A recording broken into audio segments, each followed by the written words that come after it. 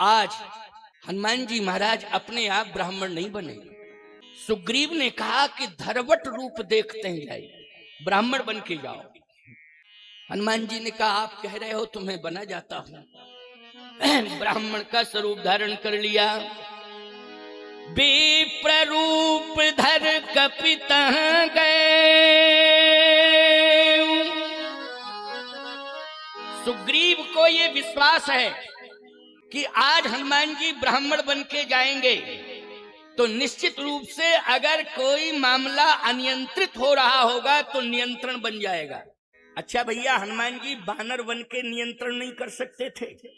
रूप बदल के ही नियंत्रण कर सकते थे क्या? पठवा बाल होय मन मैला, भागो तुरंत तजो यही शैला। एक बात आपको बता दें, राक्षस जो है संतों के और ब्राह्मणों के विरोधी रहे। बोलो राक्षस किसके रहे? संतों के, ब्राह्मणों के, गौओं के। बोलो यज्ञ के।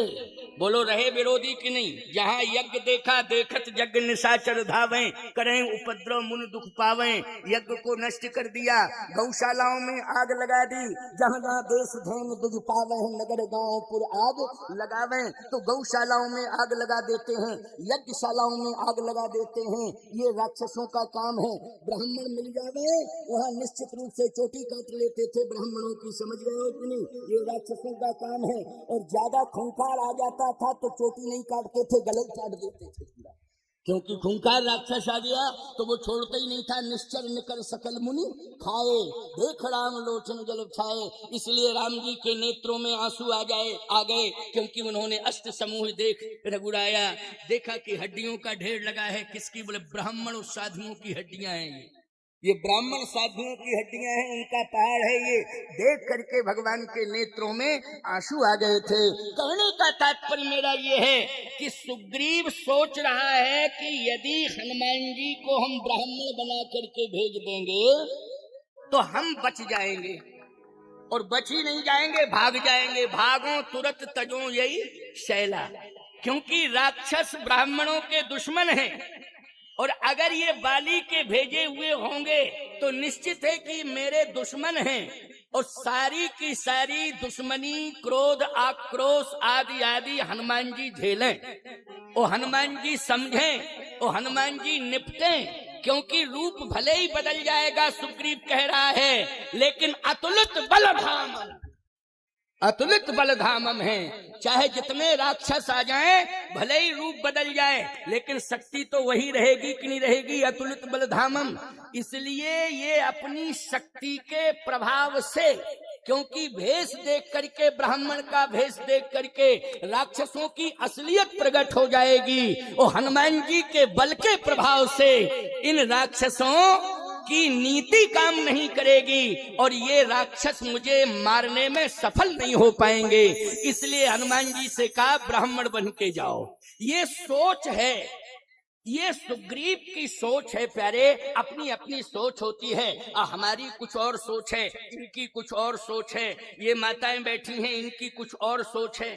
बोलो है कि नहीं? ये इतनी बड़ी संख्या में बैठी हैं, लेकिन ये लोग कहते यज्ञ करने से क्या होता है? यज्ञ करने से क्या होता है? अरे दुनिया के नास्तिकों देख लो, यहाँ आकर के साईं खेड़ा में इतनी बड़ी संख्या में, हजारों हजार की संख्या में माताएं बैठी हैं, लेकिन ऐसे बैठी हैं जैसे संगमरमर की मूर्तियां रखी हो। न किसी से बात कर रही हैं, न किसी से कुछ चर्चा कर रही हैं, शांति से बैठी हैं। बोलो ये किसका प्रभाव है? आपसे मैं पूछना चाहता हूँ। ये यज्ञ का प्रभाव है। बोलो है यज्ञ का प्रभाव कि नहीं? ये तो हजारों की संख्या में बैठी हैं। अभी दो अगर एक साथ बैठ जाती, दो तो शांति से नहीं बैठ पाती। दो आपको महाराज कैसे? अनुभव की बात है, मैंने सुना भी है। दो शांति से नहीं बैठ सकती हैं। एक बार हम क्या बतावें आपको, कानों की सुनी हुई बात है। आंखों की देखी हुई बात, कानों की सुनी हुई बात। दो महिलाएं ट्रेन में बैठ गईं। अब ट्रेन में बैठी, हम तो महात्मा हैं, बहुत पुरानी बात है। मैंने सुना कि इतने जल्दी प्रेम, इतने जल्दी एकता इनमें कि उसने सामान नहीं रख पाया और वो तुरंत कहती आओ बैठो बैठो बैठो। तुरंत अपने बगल में बिठा लिया, जगह नहीं थी। और जैसे ही बिठाया तो कहा कहां से आई हो? परिचय कुछ नहीं था, कहे फलानी जगह से। अच्छा, क्या करते हैं? मास्टर है, पढ़ाते हैं। अच्छा, बच्चे 2 हैं। क्या करते हैं? कहा एक तो मास्टर हो गया, दूसरा डॉक्टर हो गया। अच्छा, तुम्हारे क्या करते हैं? कहे हमारे पूरे जिले में शराब की सप्लाई करते हैं। सोचो जरा, मैं भी सुन करके दंग रह गया। मैंने कहा बड़े शान के साथ परिचय दिया कि मेरे शराब की सप्लाई करते हैं, और कहती है मास्टरी में कितना मिलता होगा। देखो, बातचीत कर, मास्टरी में कितना मिलता होगा? ज्यादा से ज्यादा उस समय की बात है, काफी समय हो गया, बोले 22 हजार 22 हजार। अब की बात नहीं कर रहा हूँ, पुरानी बात कर रहा हूँ। 20, अब तो रेट बढ़ गए हैं मास्टरों के, तनख्वाहें बढ़ गई है, लेकिन उस समय की बात कर रहा हूँ, आज की थोड़ी कर रहा हूँ। 20-22 हजार, 20-22 हजार। मेरा पति महीने भर में 22 लाख लाता है। अब 22 हजार और कहाँ 22 लाख। उसने कहा अच्छा तुम्हारे बच्चे 4 हैं। क्या करते हैं बच्चे 4? कहा 2 सेंट्रल जेल में हैं, 2 फरार हैं। अब क्या फायदा है ऐसे बच्चे पैदा करके? ईमानदारी से बताओ, ऐसा धन पैदा करने से क्या फायदा है कि जिस धन के आने से बच्चे बिगड़ जाएं और कुछ बागी हो जाएं, फरार हो जाएं, कुछ जेल में सड़ते रहें, जेल की रोटियां खाएं।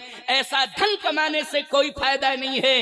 हिंदुओं, सनातनियों, धन तो कमाना चाहिए, लेकिन जिस धन में धर्म हो उसी धन को स्वीकार करना चाहिए। बाकी जिससे अधर्म आता हो ऐसे धन का बहिष्कार कर देना चाहिए। मैं इसलिए इस बात को कह रहा हूं कि जिसके पास धन होता है, धर्म नहीं होता है, उसका समूह नष्ट हो जाता है, और जिसके पास धर्म होता है वो विजय श्री को प्राप्त हो जाता है, उसका इतिहास अमर हो जाता है, उसका कीर्ति स्तंभ समाज में स्थापित हो जाता है। इस धरित्री पर यत्र तत्र सर्वत्र कीर्ति पताका फहराती है। इसलिए धन भी कमाओ, लेकिन धर्म होना चाहिए।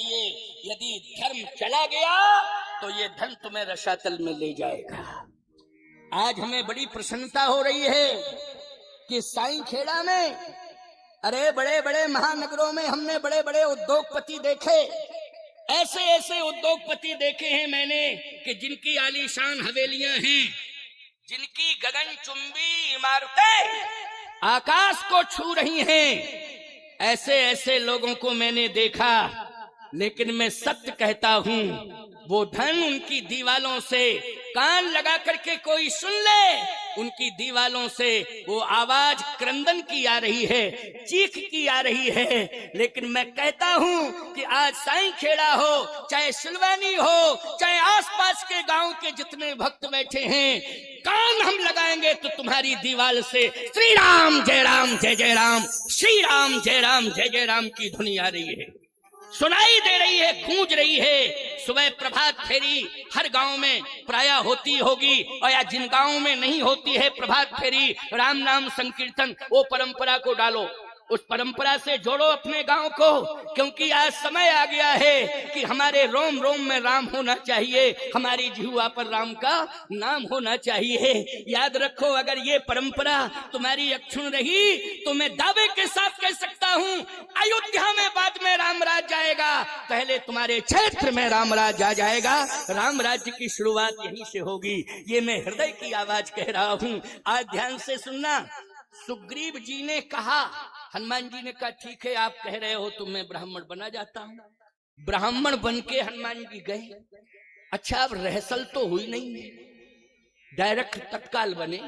क्यों भाई? जैसे रामलीला में तुम कोई अभिनय देते हो तो अभिनय में रहसल करवाते हो 10-15 दिन की, नहीं रामलीला होती होगी तुम्हारे, पहले तो होती थी, लेकिन अभिनय देते हो तो पहले 15 दिन महीने भर तक रहसल होती है। तब वो रहसल पूर्ण होने के बाद एक्टर सफल होता है। नहीं तो तत्काल अगर किसी को अभिनय दे दिया जाए और उसकी रहसल न कराई जाए तो अभिनय करने वाला फेल हो जाता है। क्यों भाई? हो जाता है कि नहीं? वो बुरी तरह से फेल हो जाता है, सफल नहीं होता है।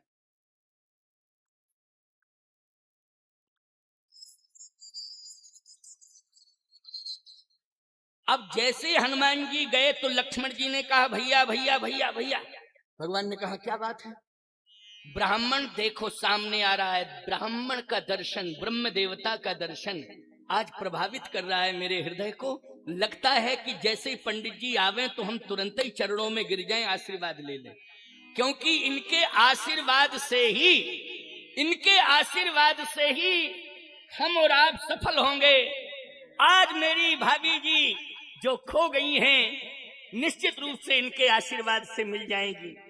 आज जो हमारे जीवन से सुख चला गया है, दुख आ गया है, वो सुख आ जाएगा, गया हुआ सुख वापस आ जाएगा। बोलो, ब्राह्मण साधु के आशीर्वाद से क्या अनुभव करते हो? यही तो अनुभव करते हो कि जो हमारी विपत्ति है आशीर्वाद से दूर हो जाएगी।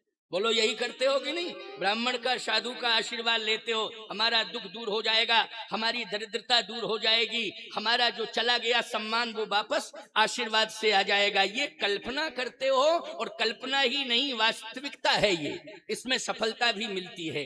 तो लक्ष्मण जी ने कहा, भैया पंडित जी आ रहे हैं, हम तुरंत ही प्रणाम करेंगे और आशीर्वाद लेंगे। भगवान तो सब समझ रहे थे। भगवान ने कहा कि देखो, पंडित जी को आने तो दो, पहले आ जाएं और प्रणाम करने का मौका दें तो कर लेना प्रणाम, और जब मौका ही नहीं मिलेगा तुम्हें तब क्या करोगे? लक्ष्मण जी बोले, हम केवल मौके की तलाश में हैं, जैसे पंडित जी आएंगे तो पहला आशीर्वाद तो मैं ही लूंगा प्रणाम करके। भगवान ने कहा, ठीक है, जब पहला आशीर्वाद पंडित जी से तुम ले लोगे तो दोबारा हम ले लेंगे दूसरा आशीर्वाद। क्यों भाई, पहले तुम ले लेना, बाद में हम ले लेंगे, आने तो दो पंडित जी को। जैसे हनुमान जी विप्र रूप धर कपितें गए, हनुमान जी पहुंचे, लक्ष्मण जी प्रणाम करने के लिए तैयार थे, लेकिन विप्र रूप धर कपितें गए, माथ लाए पूछत यश भयऊ। लक्ष्मण जी प्रणाम नहीं कर पाए, हनुमान जी ने पहले ही प्रणाम कर लिया। लक्ष्मण जी बोले, भैया असली ब्राह्मण नहीं है, नकली लग रहा है, ये वन में कहीं छिपी हुई माया का प्रभाव तो नहीं है कि कोई राक्षस माया भी आ गया हो और माया से भ्रमित कर रहा हो, क्योंकि ब्राह्मण निश्चित रूप से ब्राह्मण आता है तो उसका दर्शन जीव करता है, समाज का प्राणी करता है, और ये अनुभव करता है कि अब मुझे आशीर्वाद लेना चाहिए, वहीं खड़ा हो जाता है और जैसे सिर झुकता है तो आशीर्वाद देने लगता है। लेकिन ये ब्राह्मण कैसा है कि पहले ही प्रणाम कर बैठा। तो कहीं ऐसा तो नहीं है कि आपके कारण जो है प्रणाम किया हो? भगवान बोले, हम पूछते हैं। पंडित जी उठो। हनुमान जी बोले, नहीं उठूंगा। क्यों? प्रभु पहचान परहु गहि चरना, मैंने आपको पहले पहचाना है, इसके बाद मैंने आपको प्रणाम किया। समझ लेना बात को, हनुमान जी स्वयं कह रहे हैं, मैंने आपको पहले पहचाना है, इसके बाद आपको प्रणाम किया है। भगवान ने कहा, अच्छा मुझे पहचान लिया? लक्ष्मण जी बोले, कुछ अंदर का मैटर है और आप दोनों का है, अब हम नहीं समझ पा रहे हैं। भगवान बोले, तुम चुप रहो, पहले बातचीत हो जाने दो। अच्छा, तुमने पहले पहचाना, इसके बाद प्रणाम किया? हाँ, प्रभु पहचान, प्रभु पहचान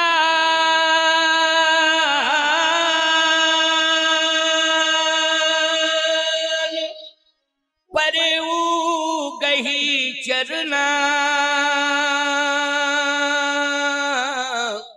और सो सुख उमा जाहि नहीं बरना। भगवान शंकर कहते हैं, इस सुख का मैं वर्णन नहीं कर सकता हूं। कितना सुख आज मुझे मिल रहा है, इसका मैं वर्णन नहीं कर सकता हूं। लेकिन सुख किसे मिल रहा है? शंकर जी को। लेकिन हनुमान जी कहते हैं कि मैंने पहचान लिया। भगवान ने कहा, अच्छा पहचाना हो तो बताओ मैं कौन हूं, मैं कौन हूं? हनुमान जी बोले, बंबई छापा का एक चौपाई इसलिए सुना रहा हूं कि उसमें तुम लोगों का वंश जुड़ गया है। हंस बोले रघुवंश कुमारा, गीता प्रेस में नहीं है। हंस बोले रघुवंश कुमारा, इसका मतलब है कि स्पष्टीकरण है कि भगवान ये सिद्ध करना चाहते हैं कि मैं रघुवंशी हूँ। बोलो भाई, भगवान ये सिद्ध करना चाहते हैं कि मैं रघुवंशी हूँ। लेकिन तुम क्या समझ रहे हो? तुम परिचय दो तुम मैं क्या हूँ, लेकिन मैं तुम्हें बता रहा हूँ कि मैं रघुवंशी हूँ। हंस बोले रघुवंश कुमारा, विधि कर लिखा न मेटनहारा। कौशलेश दशरथ के जाए, हम पितु वचन मान बन आए। यहाँ हरि निश्चर वैदेही, विप्र फिरे हम खोजत तेही। आपन चरित कहा हम गाई, कहो विप्र निज कथा बुझाई। हनुमान जी बोले अब तो पूरी तरह से पकड़ में आ गए आप, अब तो कंफर्म हो गया कि मैं पहचान गया। भगवान ने कहा कि मैंने परिचय तो दे दिया, कौशलेश दशरथ के जाए। हम अयोध्या नरेश चक्रवर्ती महाराज श्री दशरथ जो रघुवंश के राजा हैं, मैं उनका पुत्र हूँ। राम नाम लक्ष्मण दो भाई, मैं हूँ राम, मेरा छोटा भाई है लक्ष्मण। संग नार सुकुमार सुहाई, मेरे साथ में मेरी पत्नी थी। यहाँ हरि निश्चर वैदेही, और विप्र फिरे हम खोजत तेई। मेरी पत्नी का हरण हो गया है, और जब मैंने अयोध्या छोड़ी थी तो पिता का मरण हो गया था, और जब मैं वन में आया तो मेरी पत्नी का हरण हो गया। आपन चरित कहा हम गाई, ओ कहो विप्र निज कथा बुझाई। हनुमान जी बोले पिताजी का मरण और पत्नी का हरण कोई गा के सुनाएगा? क्यों भाई, कोई गा के सुनाएगा? ईमानदारी के साथ बताओ, किसी के पिता का मरण हो जाए और पत्नी का हरण हो जाए, चोर चुरा के ले जाएं, डकैत बदमाश आतंकवादी उठा के ले जाएं, और हम कहें क्या बात है, तुम कौन हो, अपनी बात बताओ। वो कहे पहले तबला लाओ, हारमोनियम लाओ, ढोलक लाओ, नच के गा के मजीरा बजा के सुनाएंगे। अच्छा बोलो भाई, ईमानदारी के साथ बताओ, देखने वालों को यही लगेगा कि नहीं ये दिमाग से डिस्टर्ब हो गया है, इसलिए इसका दिमागी इलाज होना चाहिए। बोलो यही सोचा जाएगा कि नहीं? हनुमान जी ने कहा कि प्रभु अब मैं समझ गया कि आप जो है ब्रह्म हैं, इस धरती पर आप जो है अवतरित हुए हैं, और इस धरती पर आप इसलिए अवतरित हुए हैं कि धरती का भार, इसका अंत करने के लिए, भार का हरण करने के लिए आप अवतरित हुए हैं। मैं समझ गया। जग कारण तारण भव, भंजन धरनी भार, के तुम अखिल भुवन पति लीन मनुज अवतार। आपका यही परिचय है कि आप जगत के जन्म के कारण हैं। ये संपूर्ण जगत, इसके जन्म के कारण आप हैं। अच्छा एक बात बताओ, ब्रह्मांड निकाया निर्मित माया, रोम रोम प्रति वेद कहे, ये पूरा जगत किसकी मुट्ठी में है? पूरा ब्रह्मांड किसकी मुट्ठी में है? भगवान की मुट्ठी में है। बोलो है कि नहीं? हम जितने भी प्राणी हैं, ईश्वर अंश जीव अविनाशी, चेतन अमल सहज सुख राशि, समस्त जीव ब्रह्मांड के अंदर रहते हैं। और ब्रह्मांड आदिपति कौन है? कहे प्रभु राम हैं। उसी को पूर्ण ब्रह्म कहते हैं। व्यापक ब्रह्म निरंजन, निर्गुण विगत विनोद, सो अज प्रेम भगत बस कौशल्या की गोद। तो हनुमान जी ने कहा कि वही ब्रह्म आज नर लीला कर रहा है, इसलिए नारायण ही आज नर बन के मेरे सामने आ गया है। और आप जग कारण तारण भाव भंजन धरनी भार, आप पृथ्वी का भार हटाने वाले हैं। भगवान ने कहा अच्छा पृथ्वी का भार हम? हनुमान जी बोले इतना ही नहीं, कह तुम अखिल भुवनपति, आप अखिल भुवनपति हैं। भगवान ने कहा लक्ष्मण इनको समझाओ। ये कह रहे हैं जग कारण तारण भव। अरे मैंने जगत को जन्म नहीं दिया है, बल्कि स्वयं अयोध्या नरेश चक्रवर्ती सम्राट महाराज दशरथ ने ही मुझे जन्म दिया है। मैंने जगत को जन्म नहीं दिया है, जगत ने ही मुझे जन्म दिया है। हनुमान जी बोले कुछ भी कहो, हम ये बात मानने को तैयार नहीं है। अच्छा सही बताना, जो हनुमान जी सोच रहे हैं वास्तव में वही बात है कि नहीं? बोलो भाई, तुम लोग भी अंतःकरण से स्वीकार कर रहे हो कि नहीं कर रहे हो? जल्दी बोलो।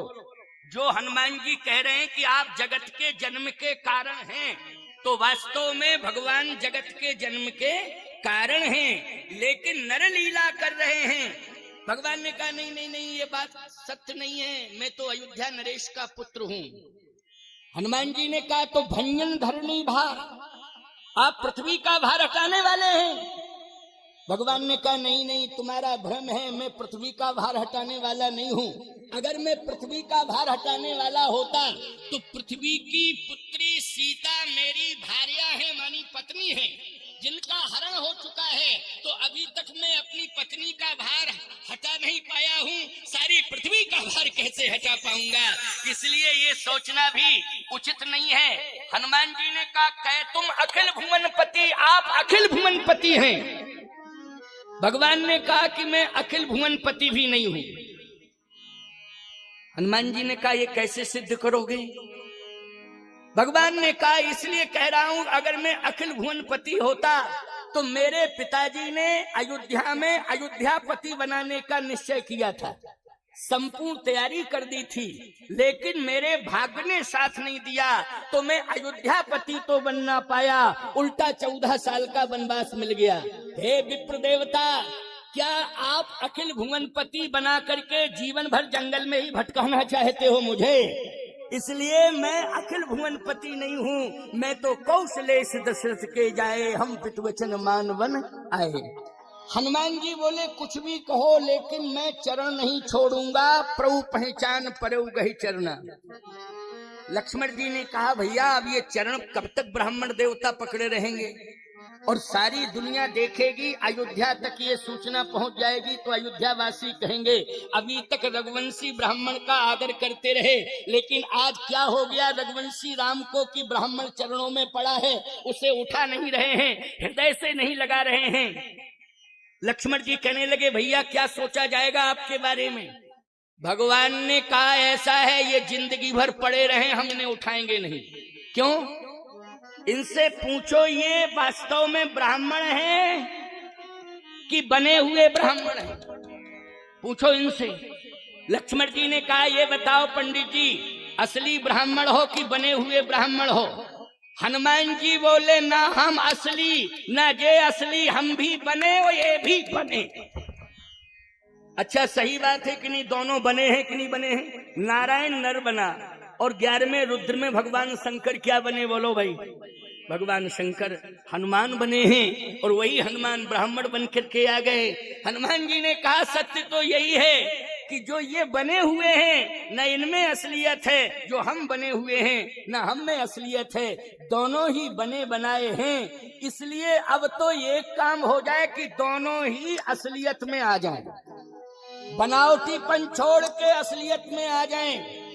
भगवान ने कहा कि पहले तुम असली बनो फिर बाद में पहले तुम बनो। हनुमान जी ने कहा भूल हो गई, पहले तो आप क्षमा कर दो मुझे।